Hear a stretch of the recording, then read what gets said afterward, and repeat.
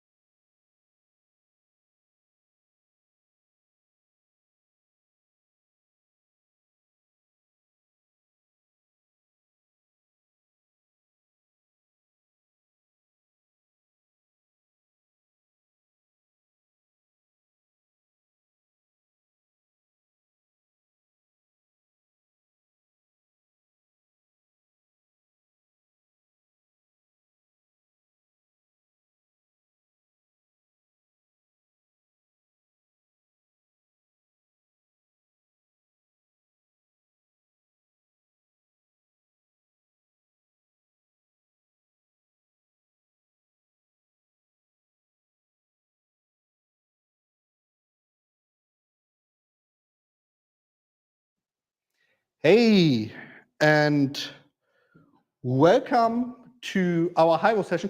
Actually, some people in the room just arrived. So the first half an hour we will stream live on YouTube today. That is not normal for the Java user group, where we invited here to do this hackathon. And I will do a short introduction about what we will do today, and we will stream that online. And yeah, I will talk about the Hiero Project.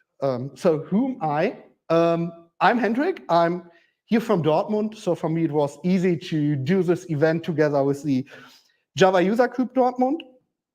I'm the technical steering committee lead of the Hiero Project, and I work for Hashgraph, which is a company that worked on the sources of the Hedera network that, as you will see later, are now the sources of the Hiero Project.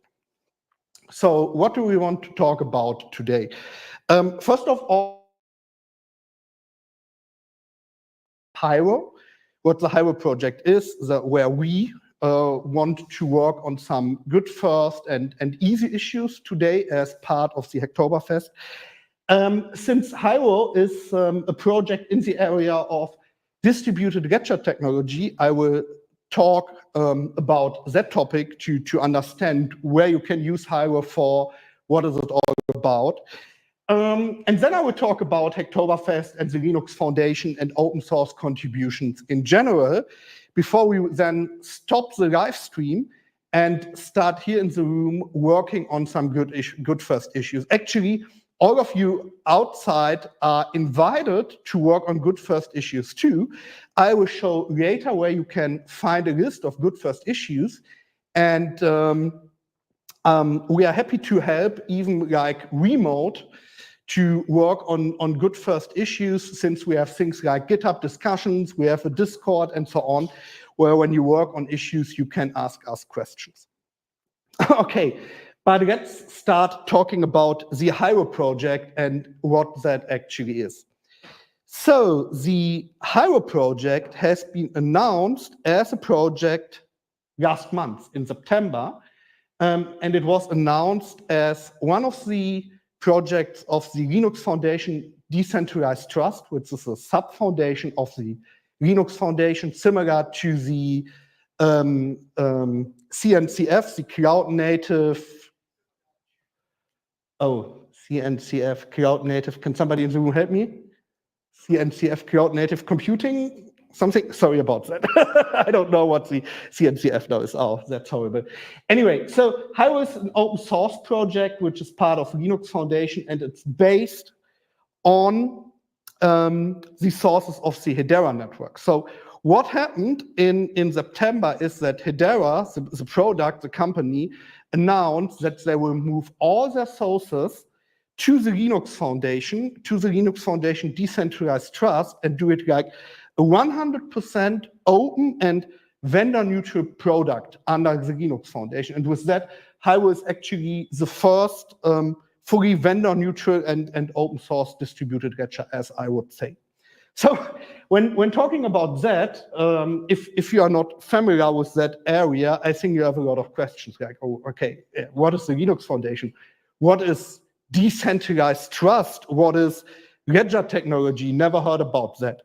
So and I would like to use the next 5 to 10 minutes to try answering like all those buzzwords and what is behind those.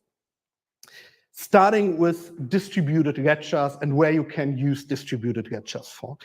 And to start with that, I took a real use case, so something that really exists, that is not a theory, that I often use to describe what you can do with distributed ledger technology. So let's assume you live in South Africa and you want to transfer money to a person in South Korea. Maybe it's your parents who live in South Korea or whatever, and you want to transfer money there. So to be more concrete, there are two banks, the Standard Bank, which is the largest African bank, and the Shinhan Bank, which is the leading bank in South Korea. And let's assume you have an account in the Standard Bank, which is a regular bank, right? And you want to transfer money to a person that has an account in the Shinhan Bank in South Korea. So doing that sounds easy, right? Because you transfer money from a bank account from one bank to a bank account of another bank. That can't be that hard. I mean, we do it every day, right? But when we do it mostly like transferring money within our country, or at least on the same area of the world. And here we have like transferring money from Africa to South Korea. And that is more complicated, actually. And those two banks, what they find out is doing such a transaction can cost fees of $40, actually, just to transfer some money from one account to another account. And it can take up to 6 business days. So not 6 days, 6 business days, right? So if you do a transaction on Friday, then it's Sunday, Saturday, then it's Monday, Tuesday, Wednesday, Thursday, Friday. Oh, and those are only 5 business days, so 1 weekend more. So it can be like 10 days until the money is on the other account.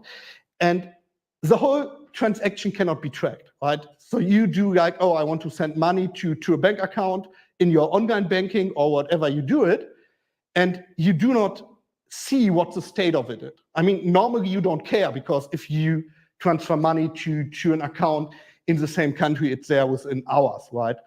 But here it really took days to do so. And that was a use case where those two banks came together and decided to create a proof of concept if that can be done in a better way. And they did it by using decentralized ledger technologies. In this case, they worked together with Hedera and created a proof of concept on the Hedera network for doing bank transactions between those two banks.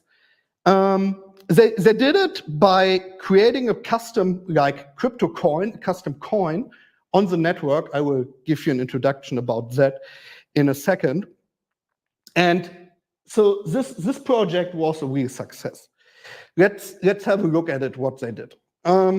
So here we see how the transaction normally work, right? So because when you transfer like South African rand, which is a currency in South Africa, from the standard banks to the Shinhan banks, and here's a person who wants to have South Korean won, you see there is not one arrow going from one bank to the other one. So there are two additional banks that need to be part of this big transaction or workflow. And those, I just call it global mega banks, right? So those are the banks of the banks that coordinates everything for a given area of the world. And as you can see, so it's more or less like 3 transactions happening here between those banks. And what happened within one bank, if there are manual steps, if people need to do something, you do not even see it. It's kind of a black box, right? And each of the banks takes money. That's why it's like $40 or more. And as said, each of those banks maybe do even some manual work, need to do some manual checks, things like that, why it could take up to 6 business days, actually. So, and what they did is they created a solution on the Hedera network, on a decentralized ledger. We will see what a decentralized ledger from a technology perspective is in a minute. But first of all, let's talk about what they did. They created a digital currency, each of them. So they created something like a digital South African rand and a digital South African won. Both had like a huge amount of those digital coins. Then they interchanged half of it so that both of the 2 banks has like 50% more or less of each of the 2 coin types. And then whenever a real transaction happened, so one person wanted to send something to another person, they did the whole transaction on the Hedera network in a digital way by using digital coins that are closed. So that is not a coin that you can buy or sell at any exchange, Coinbase or whatever. Those are like really internal coins where only those 2 banks have access to, and they created a contract within the Hedera network that allows you to do transactions with those 2 coins, and they implemented the workflow on the Hedera network. And by doing so, oh, actually, I'm missing one slide. By doing so, they ended up in having all that done, so a full transaction, sending money from South Africa to South Korea with those 2 banks in under 10 seconds, and with a cost which is like under 10 cents. And with this under 10 cents, that is way, way more than it costs in the Hedera network. That already includes the fees those 2 banks took for doing that transaction. And it was completely observable. So you were able to see like, or trackable. So you were able to see like what is the state of that transaction. So that is a quite good use case where you can use a decentralized ledger technology. Now you can say like, oh yeah, but I could, let's remove Hedera and put a server here. I could just take any server and do the transaction over that server, right? Why should I use a Hedera network or any other decentralized network instead of just putting there my own microservice or whatever? Actually, the answer is it's about trust. Because whenever you transfer data between companies, whenever you have entities that shares data, you have some problems. So here we have a simple example. We have 2 companies, company A and company B, and we want to exchange data between those 2 companies. So the big question is, when this happens, who owns the data, right? So who is the owner of the data origin? Is it company A or is it company B? So why is that important to know who's the owner of the data? Let's assume there's a diff between the data entry of company A and company B. In that case, you need to decide what is right. Is it the entity from company A or is it the data entity from company B? So you can only decide that by defining who is the master, who owns the data, and then that data will be taken.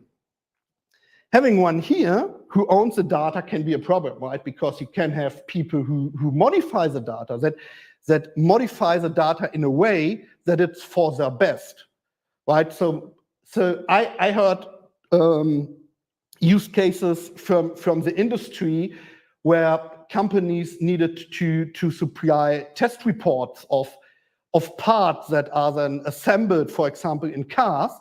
And there's a high risk that those test reports, for example, get hacked and mutated, because when a car is part of an accident, it's super important to have this test report and see like, oh, was there maybe a part that was not tested well? So maybe based on that, the accident happened and so on. So that is really a business regarding data ownership and who owns the data. So the problem that we have here is often those companies do not trust each other based on that, right? So you cannot define who owns the data, the companies don't trust each other, and that is kind of a big problem, actually. So how can we solve that?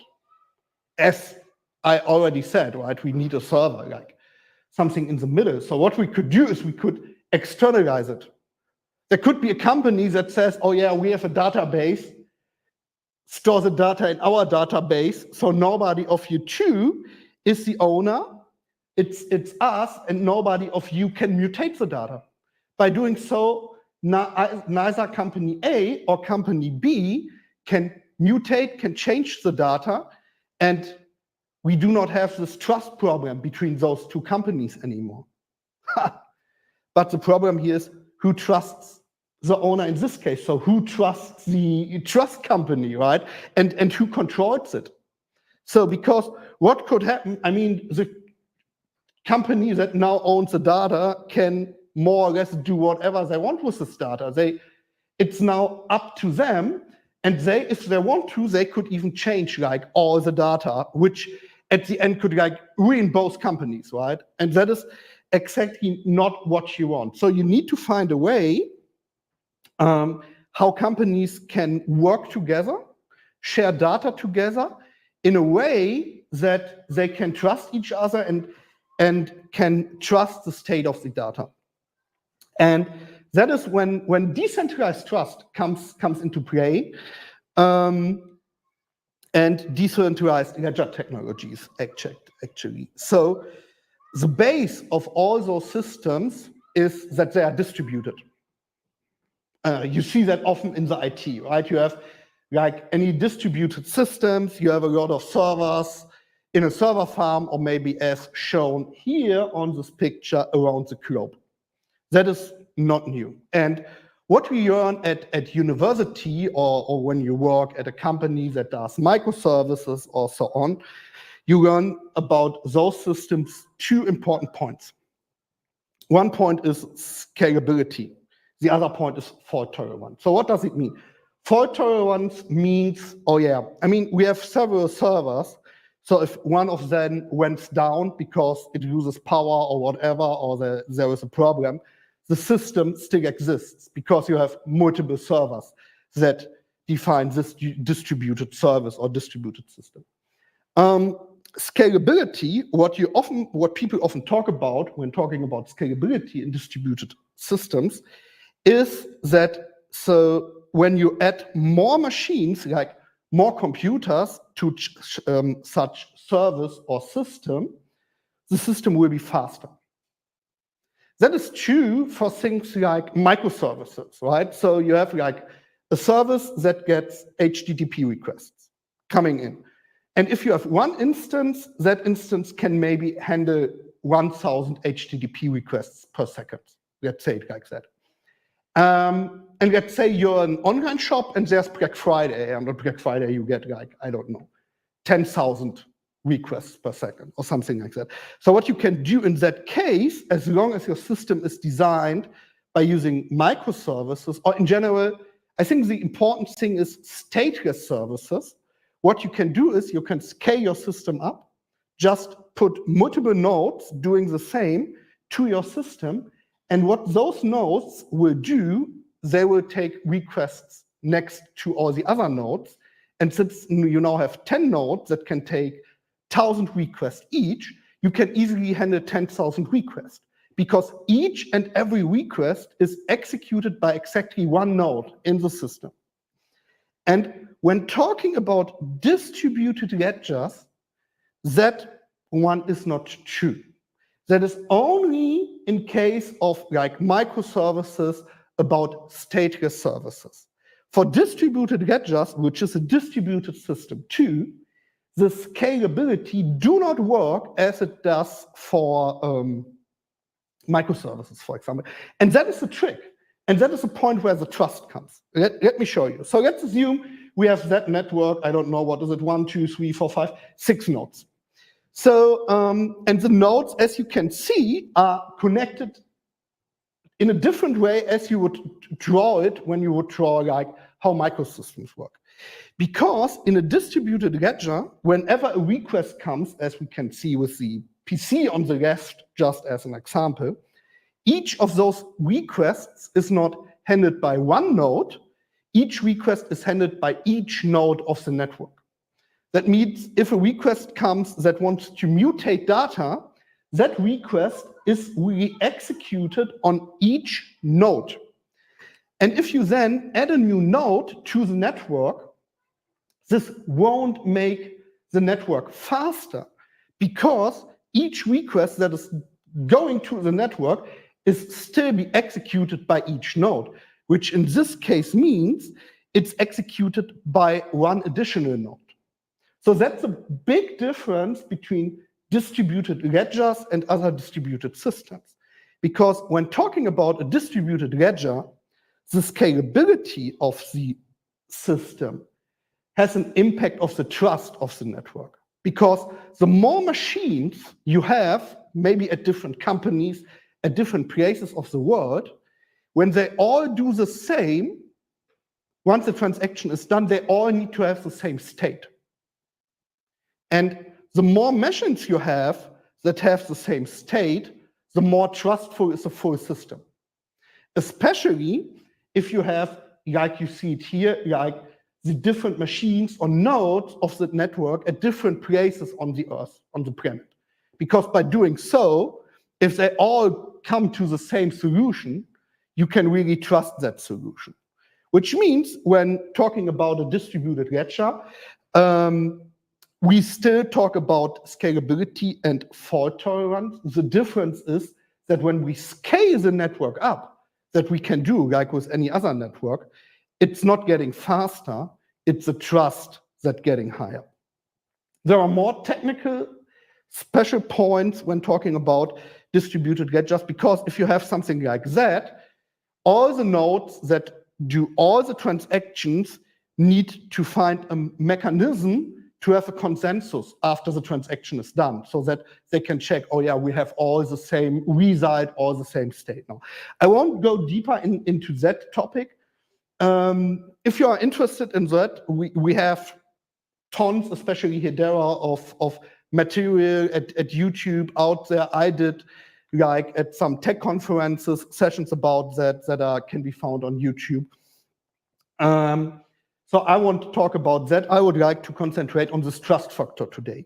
So as I said at the beginning, we want to talk about Hiero today, and what Hiero is like the sources of the product and of the network Hiero that are now part of the Linux Foundation.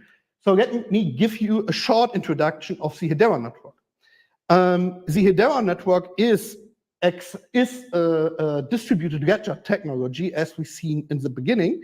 And the cool thing about Hiero is that there is the Hiero Council, where like those companies that you see in the bottom, Google, IBM, LG, Boeing, Dell, whoever, so different companies, big companies from different sectors, from different areas of the world, they execute nodes of the Hiero network. And by doing so, by executing those nodes, the good thing is that all those companies together create a trust, because not even one of those companies can mutate the data because each and every transaction is executed at a server at all those companies. And it would be like, oh, more than the half of these companies need to do an evil plan together. Will never happen, right? And as you can see, the nodes are spread around the world. There's like one in Florida, one in Mumbai, Tokyo, Helsinki, Washington, Sao Paulo, London, and so on. And by working together with these big players, with these big companies, Hedera is actually, there was a study by the USC Center of Blockchain Technology, and they found out that Hedera is the network actually that can do the most transactions per second. So they found out Hedera can do like 10,000 transactions per second. Actually, that's already older. I assume Hedera could do more now. So 10,000 transactions per second, what is it, right? So let's compare it with something we understand, Visa. So when talking about the Visa network can do 1.7 thousand transactions per second. So the Hedera network can do like 5 times that much, even more than Visa can do with all the transactions that are running over the Visa network. It's actually way cheaper than a transaction on the Visa network costs.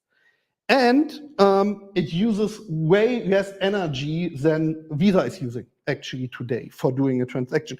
And I think that is great, right? Because all those are, way better than the Visa network. And as seen, it's even way better than Ethereum or other decentralized ledgers.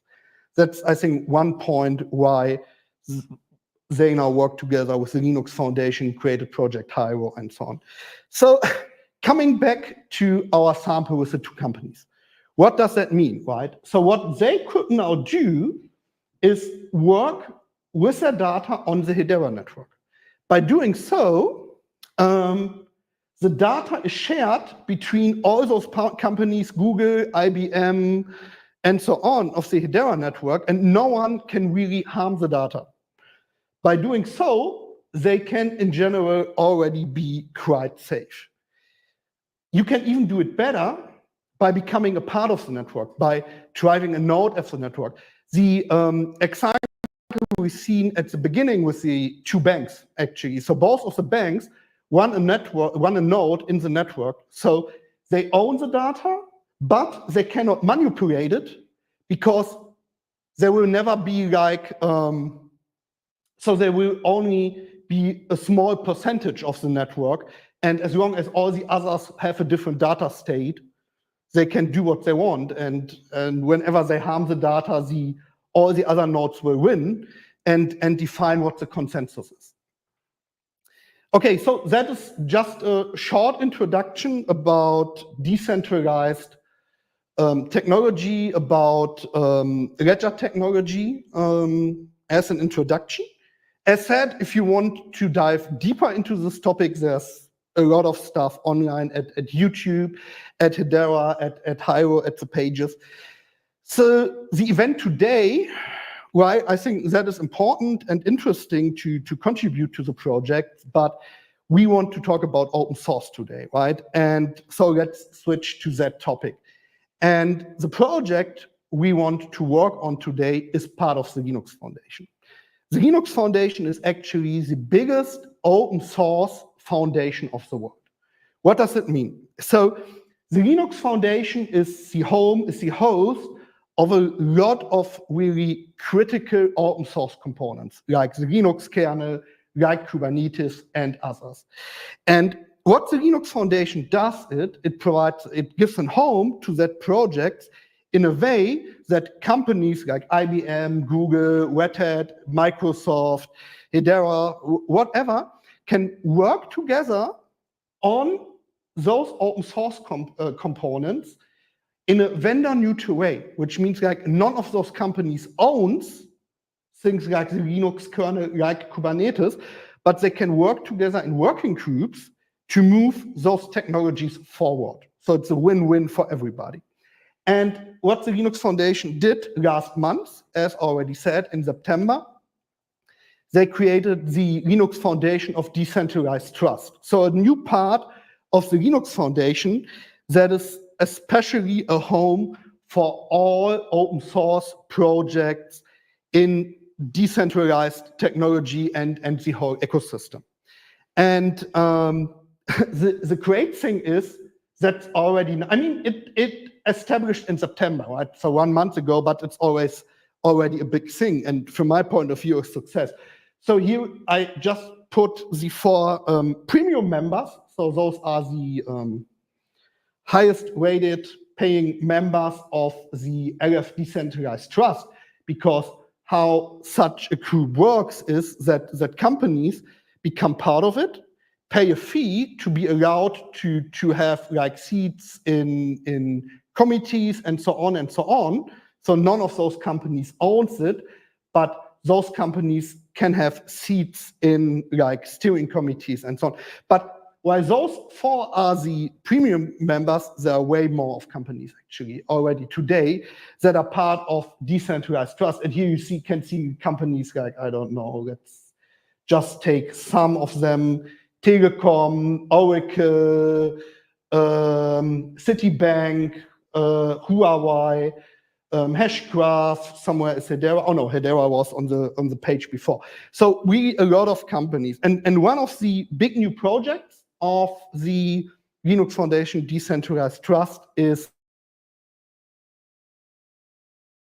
open source and vendor neutral project that where all the sources of Hedera and the Hedera network have been moved to or are currently moving to.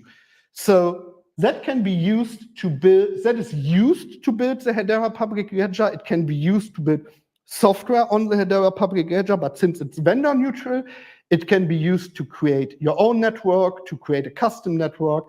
We already had like this discussions with, like I had now a discussion with the university about that and things like that. So it's really now vendor neutral.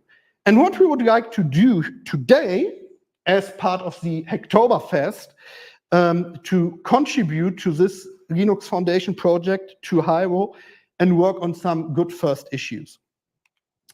So Hacktoberfest is an event that is founded by companies like DigitalOcean, GitHub, and some others to celebrate open source and open source contribution. And there are a lot of events around the world this month where people come together, do their first contribution on open source projects, do their first contribution in general to open source. And yeah, we met here in Dortmund at the Hiero for exactly that. But as I said at the beginning, for the people who watch the stream, and I've already seen there are several people watching it, if you have any questions, if you want to contribute too, you're welcome, and you can just ping us online and we will help you. So for the people that are here, we even have some cool rewards. For example, like we have some Hiero, Hiero shirts. I don't know if you can see it. I have a Hiero cap. We have some other stuff here. We even have from the Java user group Dortmund some stuff for all the people that contribute to the Linux Foundation, to Hiero. But it's not only because of the merchandising, right? It's next to this to support other people, to learn new technology, to learn open source, and so on. And as said, we prepared a lot of good first issues for this event. So we have under the Hiero page, under hiero.org/Hacktoberfest, there's a dynamic list of all good first issues that are not assigned, where you can work on, where you can pick an issue. We have issues in Java, C++, JavaScript, Rust. We have some issues in our documentation. Swift, we have Swift issues too. So really in different languages and documentation. So feel free to take some of those issues and work on it. Oh yeah, and we have even a page. I don't have internet actually. Under hiero.org/heroes, we have a page where everybody that contributed will be mentioned.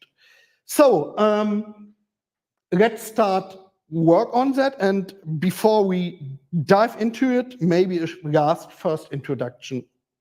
How we do that, right? So as said, we have this page with all the good first issues. They are all labeled with the Hacktoberfest label.